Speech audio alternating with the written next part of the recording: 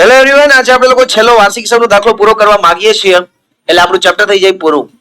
આજે આપણે લોકો કરીએ છીએ ઉદાહરણ નંબર 14 કંપનીના વાર્ષિક હિસાબનું, અને આ કરીએ એટલે આપણું ચેપ્ટર થઈ જશે અહીંયા ઓવર ગાઈસ. તારીખ 31/3/97 નું શિવમ લિમિટેડનું કાચું સરવૈયું તમને નીચે મુજબ આપ્યું છે.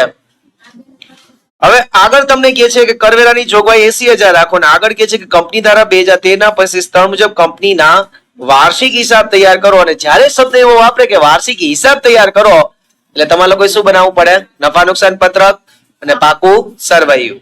ઓકે, ચલો ફટાફટ આ ચેપ્ટર ને છે એ ઓવર કરીએ, ફટાફટ આ દાખલાને આપણે પૂરો કરીએ. એવરીવન, માલ સામગ્રી છે 1,10,000 રૂપિયાની. તો માલ સામગ્રી યાદ કરો, ક્યાં લખીએ? હેડિંગ જ આપ્યું છે પાકા સરવૈયામાં, મિલકત લેણા બાજુ. જો માલ સામગ્રીનું ચાલુ મિલકતમાં હેડિંગ જ આપ્યું છે, અને કેટલા રૂપિયા છે ગાઈસ? 1,10,000. બીજું હેડિંગ છે ને 1,10,000 માલ સામગ્રી લખો માય ડિયર ફ્રેન્ડ્સ. આગળ કાયમી મિલકતો દ્રશ્ય છે કેટલા રૂપિયાની? 8 લાખ રૂપિયાની દ્રશ્ય મિલકત છે, તો મિલકત લેણા બાજુ જ લખશું ફ્રેન્ડ્સ. કાયમી મિલકતો અને દ્રશ્ય કેટલા રૂપિયા ગાઈસ? 8 લાખ.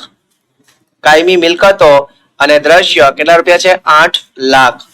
એના પછી 5,000 ઇક્વિટી શેર, દરેક રૂપિયા સોનું તેવા કેટલા રૂપિયા છે ગાઈસ? 5 લાખ. તો ઇક્વિટી શેર ક્યાં લખશું? શેર મૂડીની નીચે, એટલે કે તમને લોકોને શેર હોલ્ડરના ભંડોળ આપ્યા છે, એમાં શેર મૂડી આપી છે, બરોબર છે. ઇક્વિટી જવાબદારી સાઈડ ત્યાં લખશું શું છે? 5,000 ઇક્વિટી શેર. 5,000 ઇક્વિટી શેર, દરેક રૂપિયા સોનો તેવા. જો તમને એમ લાગે કે આ રિવિઝનલ વિડિયો લેક્ચર છે બીજા માટે ઉપયોગી છે, તો ફટાફટ આ રિવિઝનલ વિડિયો લેક્ચર છે એ તમારા ફ્રેન્ડ્સ સાથે શેર કરો ગાઈસ, અને ચેનલને સબસ્ક્રાઇબ કરો. બરાબર ને?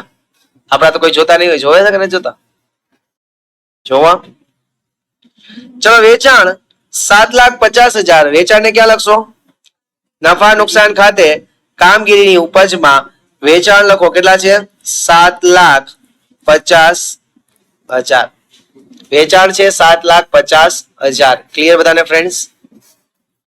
એના પછી અન્ય ઉપજ છે 20,000. ઈ પણ આપણી અન્ય આવકમાં જ લખશું ગાઈસ. નીચે આવક જ છે, એમાં ઉપજ અને આવક બે એક મતલબ થાય છે, એટલે અન્ય આવકો એટલે ઉપજમાં લખશું કેટલા ફ્રેન્ડ્સ? 20,000. આગળ કર્મચારી લાભના ખર્ચા 1,30,000. તો કર્મચારી લાભના ખર્ચા, આપણે ખર્ચનું હેડિંગ છે જ, કર્મચારી લાભના ખર્ચા એમાં લખી નાખો ગાઈસ 1,30,000. ખર્ચામાં સી, નફા નુકસાન પત્રકમાં જે ખર્ચા આપ્યા છે એમાં સી કર્મચારી લાભના ખર્ચા 1,30,000 રૂપિયા. Clear friends? આગળ લાંબા ગાળાના ઉછીના લીધેલા નાણાં 3,50,000. હેડિંગ જ છે લાંબા ગાળાના ઉછીના લીધેલા નાણાં ધંધાનું દેવું કહેવાય. બિન ચાલુ જવાબદારીમાં તમને એ આપ્યું છે લાંબા ગાળાના ઉછીના લીધેલા નાણાં, અને કેટલા રૂપિયા આપ્યા છે ફ્રેન્ડ્સ? 3,50,000. લાંબા ગાળાના ઉછીના લીધેલા નાણાં 3,50,000. એના પછી નાણાકીય પડતર 17,500. એ પણ હેડિંગ જ આપ્યું છે નાણાકીય ખર્ચા. ખર્ચા અને પડતર બે એક થાય, તો નફા નુકસાન ખાતામાં આપણે ડી લખ્યું હતું, નાણાકીય ખર્ચાઓ છે ને, એમાં લખો ગાઈસ નાણાકીય પડતર કેટલા રૂપિયા છે? 17,500. ના ઓકે ફ્રેન્ડ્સ? એની પછી વેપારી દેવા છે 1 લાખ રૂપિયાના. વેપારી દેવા તો હેડિંગ જ આપ્યું છે આપણું, તો ચાલુ જવાબદારીની અંદર વેપારી દેવા તમને ઓલરેડી પાકા સરવૈયામાં આપ્યા છે. વેપારી દેવા અને કેટલા લાખ રૂપિયા છે ગાઈસ? 1 લાખ રૂપિયા. વેપારી દેવા 1 લાખ રૂપિયા. ક્લિયર બધાને ફ્રેન્ડ્સ? એના પછી વેપારી લેણા છે 40,000. તો એ પણ આપણું હેડિંગ જ છે. જો ચાલુ મિલકતમાં, મિલકત લેણા બાજુ એ જાઓ, ચાલુ મિલકતની અંદર સી છે વેપારી લેણા, એની અંદર આવો અને કે છે કે વેપારી લેણા કેટલા રૂપિયા ગાઈસ? 40,000. વેપારી લેણા કેટલા રૂપિયા છે ફ્રેન્ડ્સ? 40,000. ક્લિયર બધાને એવરીવન? રોકડ અને બેંક સિલક છે કેટલા રૂપિયા? 60,000. તો રોકડ અને બેંક સિલક, રોકડ અને રોકડ સમકક્ષ કહેવાય. તો એમાં લખો ગાઈસ, રોકડ અને બેંક સિલક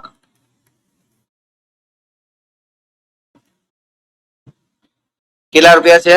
60,000. આમાં કોઈને કઈ વાંધો હોય તો કયો ગાઈસ? સમજાણું બધાને એવરીવન?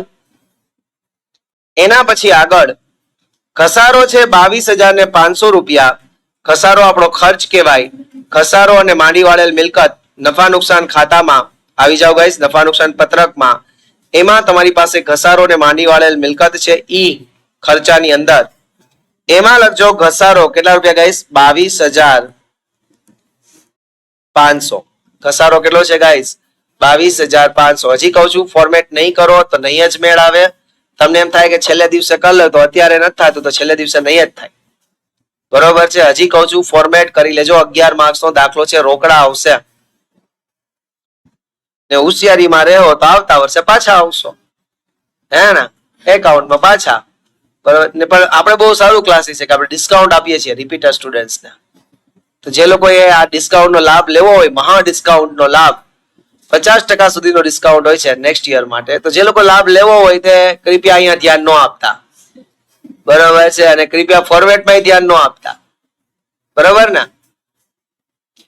વેચેલ માલની પડતર છે કેટલા રૂપિયા ગાઈસ? 4 લાખ. લખો, વેચેલ માલની પડતર કેટલા રૂપિયા છે ગાઈસ? 4 લાખ. ખર્ચાની અંદર પહેલું જ છે વેચેલ માલની પડતર, અને કેટલા રૂપિયા છે ફ્રેન્ડ્સ? 4 લાખ. એના પછી બિન ચાલુ રોકાણો છે 1,40,000. તો હેડિંગ જ આપ્યું છે મિલકત કહેવાય આપણી. મિલકત લેણા બાજુ આવી જાવ ગાઈસ, પાકા શ્રેયામાં મિલકત લેણા બાજુ બિન ચાલુ રોકાણો આપ્યું છે હેડિંગ. અને એમાં લખી નાખો ગાઈસ 1,40,000. બિન ચાલુ રોકાણો 1,40,000. ક્લિયર બધાને ફ્રેન્ડ્સ? આગળ કરવેરાની જોગવાઈ કેટલી કરવાની છે? 80,000. ચલો, કરવેરાની જોગવાઈ હવાલો છે, અને હવાલાને તમને ખબર છે કેટલી અસર હોય? 2 અસર હોય. તો પહેલું કરવેરાની જોગવાઈ આપણે લોકો ક્યાં લખીએ છીએ? તો કે નફા નુકસાન ખાતામાં માઇનસ કર્યું હોય છે કરવેરાની જોગવાઈ. એમાં લખો કેટલા રૂપિયા ગાઈસ? 80,000. અને આ જે કરવેરાની જોગવાઈ છે એ આપણી શું કહેવાય? ટૂંકા ગાળાની જોગવાઈ કહેવાય. તો આપણે લોકો પાકા સર્વેની અંદર જે ચાલુ જવાબદારી છે એની અંદર છેલ્લું છે ટૂંકા ગાળાની જોગવાઈ. એમાં લખી નાખશું ગાઈસ કરવેરાની જોગવાઈ. કેટલા રૂપિયા ગાઈસ? 80,000. આવડું બધાને?